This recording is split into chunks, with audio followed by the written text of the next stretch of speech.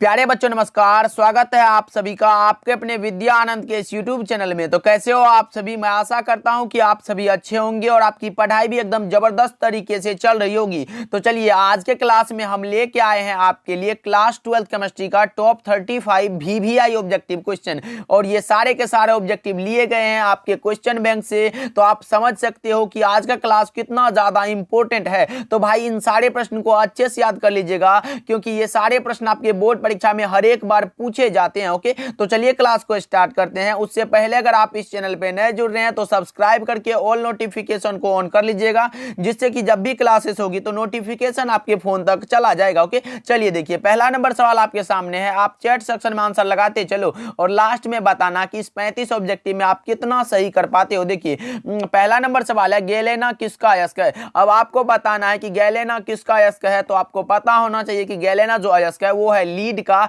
जो कि option number B में दिया गया, उसका सिंबल है। ऑप्शन बी करेक्ट आंसर हो जाएगा, जिसका कि एटॉमिक नंबर होता है 82। कितना? 82। इसको भी याद रखिएगा। चलिए नेक्स्ट सवाल की ओर बढ़ते हैं। दूसरा नंबर सवाल आपके सामने आ चुका है। आप लगाओ सही जवाब क्या होगा। फटाफट से आप चैट सेक्शन में भाई याद कर लो और लगाते भी चलो। देखो विटामिन ए कहलाता है, विटामिन ए क्या कहलाता है? एस्कॉर्बिक अम्ल, रेटिनॉल, कैल्सीफेरॉल या फिर टोकोफेरॉल। तो आपको भी पता होगा विटामिन ए का केमिकल नेम होता है रेटिनॉल, जिसकी कमी के कारण होता है रतौंधी रोग, और इसका मुख्य स्रोत होता है गाजर, मक्खन, दूध, पालक, ईटीसी बहुत सारे होते हैं। ओके, याद रखिएगा। चलिए नेक्स्ट सवाल की ओर बढ़ते हैं। तीसरा नंबर सवाल आपके सामने, दूध निम्नलिखित में किसका उदाहरण है? अब बताओ जी, दूध जो है वो निम्नलिखित में किसका उदाहरण है? पायस का, निलंबन का, सॉल का, या फिर इनमें से कोई नहीं? तो आपको भी पता होगा दूध जो है वो इमल्सन का उदाहरण है, जो कि पायस दिया गया। ऑप्शन ए करेक्ट आंसर हो जाएगा। भाई ये क्वेश्चन तो आपके बोर्ड परीक्षा में हर एक बार छप जाता है, तो याद कर लो अच्छे से। ओके, चलिए देखिए चौथा नंबर सवाल को देखते हैं आपके सामने है।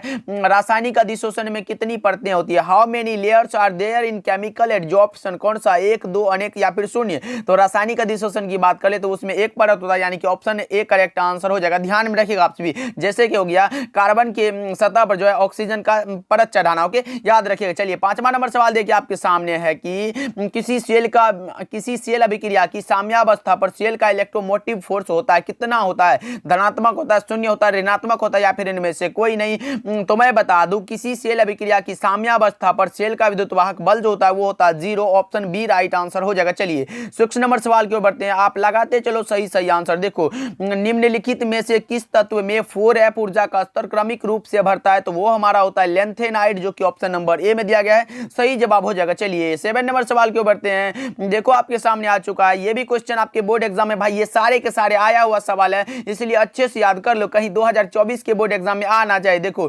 प्रथम संक्रमण श्रेणी में उच्चतम ऑक्सीकरण अवस्था प्रदर्शित करने वाला कौन सा तत्व है? वो है हमारा मैग्नीज, जो कि ऑप्शन नंबर डी में दिया गया है। राइट आंसर हो जाएगा। 7 का D is the correct answer. Okay, चलिए 8 नंबर सवाल की ओर बढ़ते हैं। आपके सामने आ चुका है, हमेशा स्वतंत्र अवस्था में पाया जाने वाला धातु पूछा जा रहा है। भाई लगाओ सही जवाब क्या होगा।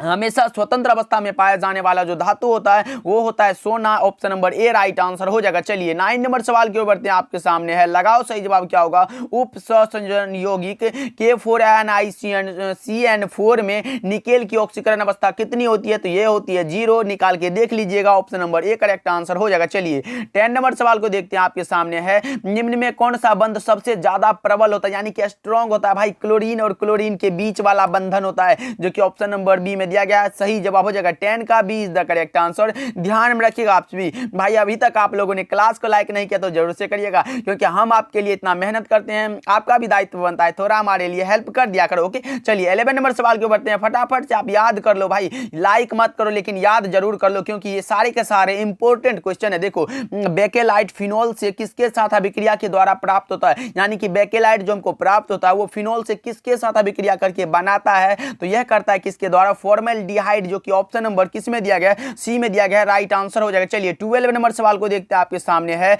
एस्कॉर्बिक अम्ल है। अब क्या है भाई, विटामिन सी का नाम तो है, तो क्या हो जाएगा? ऑप्शन ए करेक्ट आंसर हो जाएगा। कितना आसान सा सवाल पूछा है भाई। विटामिन सी का जो एस्कॉर्बिक केमिकल नेम होता है वो होता है एस्कॉर्बिक एसिड, जिसका केमिकल नेम होता है, सॉरी, जिसकी कमी से रोग होता है वो होता है एस्कर्बी। ध्यान में रखिएगा आप। ओके, चलिए देखिए 13 नंबर सवाल को देखते हैं। आपके सामने आ चुका है, जब रवा में इलेक्ट्रॉन ऋणायन द्वारा खाली खाली स्थान में पकड़ लिया जाता है तब कौन सा दोष होता है। अब लगाओ सही जवाब क्या होगा।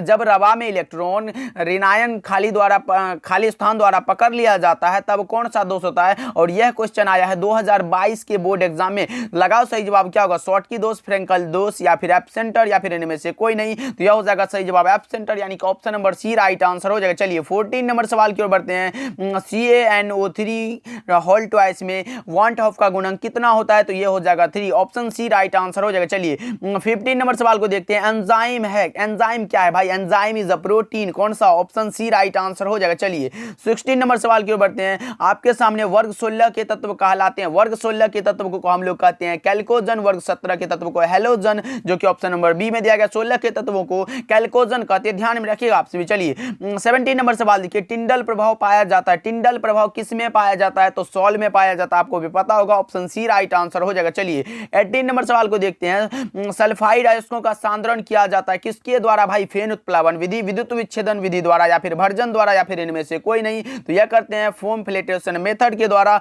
ऑप्शन ए करेक्ट आंसर हो जाएगा, फेन उत्प्लावन विधि द्वारा। ओके चलिए 19 नंबर सवाल को देखते हैं। आपके सामने है कैल्शियम फॉर्मेट के शुष्क आसवन से प्राप्त होता है। कैल्शियम फॉर्मेट के शुष्क आसवन से जो प्राप्त होता है वो क्या होता है भाई। लगाओ, यह होता है एल्डिहाइड, जो कि ऑप्शन नंबर कौन सा, ऑप्शन ए में दिया गया है, सही जवाब हो जाएगा। चलिए 20 नंबर सवाल को देखते हैं। क्या कर रहा है। वह पदार्थ जो शरीर के ताप को कम कर देता है उसको बोलते हैं भाई एंटीपायरेटिक, यानी कि ज्वरनाशी, कौन सा, ऑप्शन ए में दिया गया है, राइट आंसर हो जाएगा। ये क्वेश्चन आपके बोर्ड परीक्षा में हर एक बार घुमा फिरा के पूछ ही देता है, याद कर लो। के चलिए 21 नंबर सवाल को देखते हैं। कौन ताप द्वारा प्रभावित नहीं होता भाई। Which is not affected by temperature, कौन सा, नॉर्मलता, मोलरता या फिर फॉर्मलता।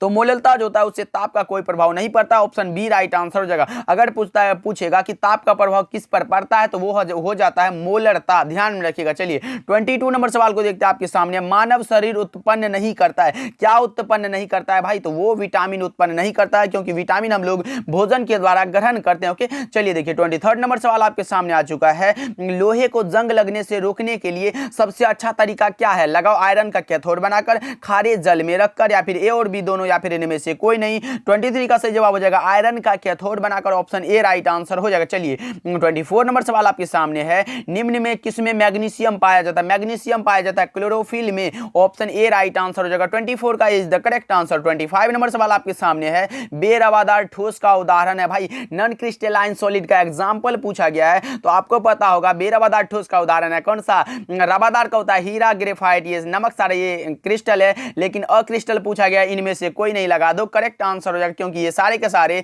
कौन सा क्रिस्टल है, ध्यान में रखिएगा। चलिए 26 नंबर सवाल आपके सामने है। लगाओ सही जवाब क्या होगा। फोटोग्राफिक फिल्म प्लेट में किसका आवश्यक घटक होता है। वो होता है कौन सा भाई। लगाओ सही जवाब क्या होगा 26 का, वो होता है सिल्वर ब्रोमाइड, जो कि ऑप्शन नंबर बी में दिया गया AgBr हो जाएगा। कौन सा, AgBr, ध्यान में रखिएगा। चलिए 27 नंबर सवाल की ओर बढ़ते हैं। आपके सामने आ चुका है। किस कोटि की अभिक्रिया के लिए वेग तथा वेग स्थिरांक का समान होती है भाई। फर्स्ट नहीं, जीरो ऑर्डर रिएक्शन के लिए, जो कि ऑप्शन नंबर ए में दिया गया, शून्य हो जाएगा। ओके ध्यान में रखिएगा। चलिए 28 नंबर सवाल की ओर बढ़ते हैं। भौतिक अधिशोषण में लगभग, ये क्वेश्चन अभी तक 2 बार आ चुका है। लगाओ सही जवाब क्या होगा। भौतिक अधिशोषण में लगभग उष्मा उत्सर्जित होती है कितनी भाई, 20 से 40 किलो जूल प्रति मोल में, ऑप्शन ए राइट आंसर हो जाएगा। 28 का लगा लो। 29 नंबर सवाल को देखते हैं। आपके सामने है।